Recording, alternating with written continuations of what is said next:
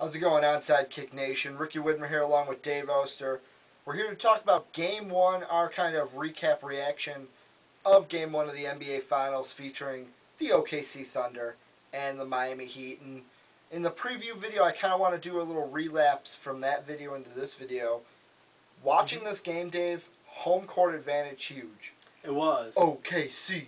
OKC. Oh, wait, was that a whistle that I heard? Was that a whistle that I heard? Yeah, I mean, it was ridiculous. Pre-game, really loud. They got taken out of the game a little bit in the first half when OKC went down by so much. But that second half, that place was going nuts. Well, it's like a college atmosphere. It was more, I think they honestly had the strongest home court advantage. Like, it's like it is like Miami, or not Miami. It's like going to the swamp. It is. In college football. It is. It's like going to the swamp. That's exactly what I was thinking. I mean, it's just, when you hear them chanting, it's simple, just OKC, OKC, and you see everybody clapping except for Pat Riley. Pat Riley's up there in the stands. Just sitting there. Yeah. If I was sitting next to him, I'd have to be taunting him all game. I'm curious, like, those fans who sell their tickets out to Pat Riley, really?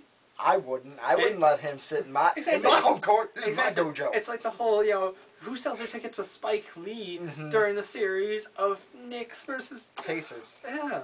It's terrible. But the big matchup going into today's game, kind of touched upon it in our preview video, LeBron James versus Kevin Durant. And Game 1 showed exactly what everyone was talking about. LeBron James, no clutch gene at all. Yeah. Kevin Durant got bit by a durantula and has the clutch gene. Yeah, it was ridiculous. Peter Parker. The night and day of LeBron James in this first game, you saw it early in the game. On fire. He was on fire. He was dominant. Very, very high shooting percentage. And in the second half, I don't want to take any credit away from OKC's defense. They did step up on that end.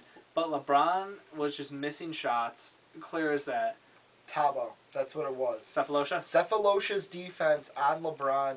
And, I mean, there were points in the game where Van Gundy for ESPN was even saying, they went back and looked at some of the shots, and he's like, you can't take away from Cephalosha's defense because, oh, yes, this shot LeBron could have made it. Oh, that rebound, that pass he's got the height, he's got the weight to move around Cephalosha, you'd think.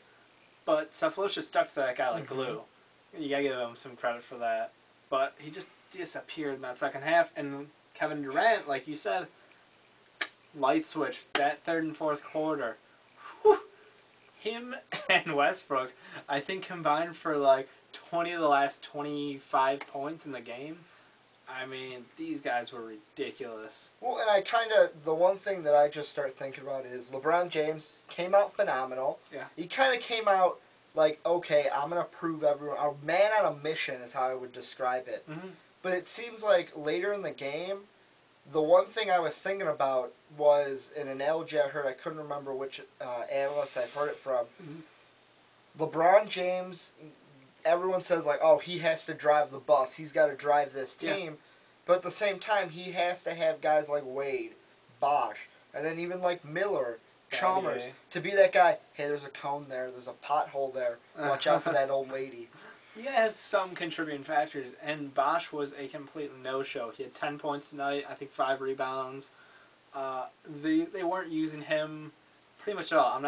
This can't still be the injury. It was just they weren't using him. It was LeBron and Wade to me, this is what I think. LeBron and Wade trying to do too much when they were down. Yeah, and the sad thing is, Wade wasn't hitting his shots either. So when you have your two superstars... But in the fourth, Wade was hit. I was thinking, why not go to Wade more? Because he was hitting more shots than LeBron in the fourth. That's because Wade was more casual getting to the net. That was his game plan. He had the Ginobili 1-2 step. I heard that line. I can't believe Ginobili got the 1-2 step named after him.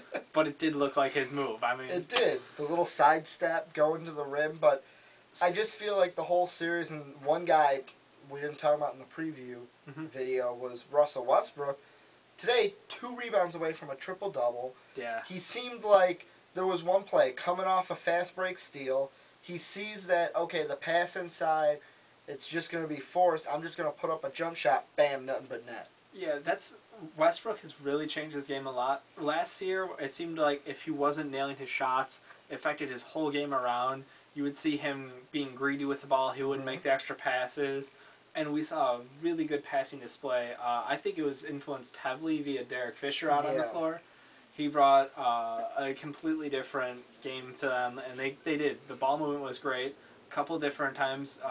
Big shout out to Nick Collison. Yeah. It was effort. Well, I mean, it's kind of like you see Nick Collison on the baseline. You're gonna cheat over. You're gonna cheat away from him, and like Westbrook got the pass, threw it right down the baseline, dunk from Collison, and you were talking about D Fish. D Fish faking the three, passing it right to Thabo, and Thabo taking it right to the rim. It looked like D Fish was going for it. He's like, oh, I was like, wait a second. I've seen that somewhere before. Maybe in L.A.? Yeah. Did I see that in L.A. before? I think I did. But one of the things I was thinking about late in the game, look at Eric Spoelstra. His kind of demeanor was kind of like, fuck. Like, what do we do from here? And then it's like Scott Brooks, on the other hand, they're asking him questions on the sideline, and he's like, he has straight answers, and I think that's going to be a big thing, and we saw it in the season, in this game, coaching. All right, let's talk. All right, well, what do you think? What do you make of his decision to keep that group of guys out there and bench Ibaka and Harden? Well, I mean, Brooks is a guy, he'll go with the hot hand. But the one thing I'm really thinking, and this is where I think the both teams are different. Yeah. Brooks is more of a coach. The youngest, I believe, the oldest player on I almost said the Spurs is Cephalosha, 28. Minus D-Fish. Yeah. Well, he's the oldest original, starter. the core. Yeah. But I mean, with Spoelstra, I can't get it out of my head that he's just a babysitter. The real coach is Wade and James, and they're not real coaches. Yeah. It is. It's a confusing thing for the Heat to look for some guidance when they're down in these situations. And Wade and LeBron both kind of wander out of the huddle while Spoelstra's still talking, and you're like, so who's he talking to in there? The message isn't getting through. He doesn't command respect from his stars, and the rest of the team can't respect you if their best players don't. So I think it's just they got to bring in somebody else if he can't get the job done this year. I think if he gets the title, they'll gain some respect. But he's in like a screwed situation one way or the other. One side, puppet. No, it's like one side. If he wins the championship, it's like, oh yeah, LeBron and Wade and Bosh carried you. Yeah. On the other side, how did you lose a championship? You had LeBron, James, and Bosh. I just think it comes down to the attitude of James and Wade, because you get to that kind of superstardom, and I'm going to use LeBron James as the example because everyone's going to talk about him in this series. He's 27. He's feeling like, oh, been here, done that. I've been to the finals before. I maybe don't need you to tell me what to do. I know what I need to do. But Kevin Durant on the other side, he's only 23. Yeah. He's like, hey, coach, I'm going to listen to you. You're going to teach me. You're going to coach me. That's where the word coach comes from. It's true. And then last but not least, I want to touch on it, turnovers. For Miami in the fourth quarter. That's why they I'm saying that's why they lost Game 1, and that's why they lost the finals last year to Dirty Dirk and the Mavs. Yeah, it was, I don't want to say sloppy play, but a lot of these passes, just, not taking care of the ball, and really just a lot of effort play by the Thunder's defense. Collison, Fisher, Cephalosha, like we said. These three guys really stepped up their game. We expected 30-plus out of Durant. He gave us 36. We expected around 30 for Westbrook. He gave us a close triple-double. I mean, these backup guys are the ones who really stepped it up, put in the effort, got the turnovers, and the Heat.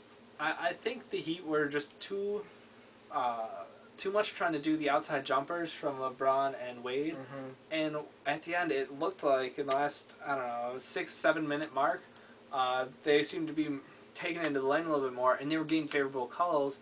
I was a little confused why they didn't stick with it. And I say favorable calls because I really didn't agree with some of them. I know that the postseason refereeing has been scrutinized a wee bit, but I just want consistency.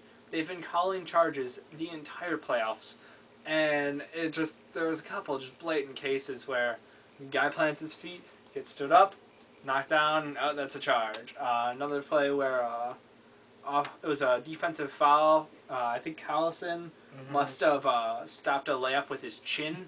He must have nailed somebody with a chin, got a foul for it. I really am just bugged by that. I mean, I'm okay with them calling fouls with that, but just make it consistent. So that's going to be our charge for the rest of the series. I think that's what we have to expect out We'll of it. have to wait and see on Thursday. It seemed like they were calling some stuff that really didn't qualify as a foul, so I hope I want them to let them play a little harder. Little contact's good for the game. Well, that's all we've got here for our Game 1 NBA Finals recap and reactions. Like I say at the end of every video, tell us what you think. We love to hear your guys' reactions. We love talking to you guys, commenting back. It's actually why me and Dave started this channel. We love talking sports, no matter who it is. So leave a comment down below. Anyone we didn't talk about, bring up Harden. You can talk Westbrook. We didn't talk a lot about Westbrook today. The Durant, James. What do you think about Eric Spoelstra? Is he just a puppet? Do you think that more of the blame goes on James and Wade? Also, don't forget to subscribe up above and like us on Facebook at facebook.com/the Onside Kick.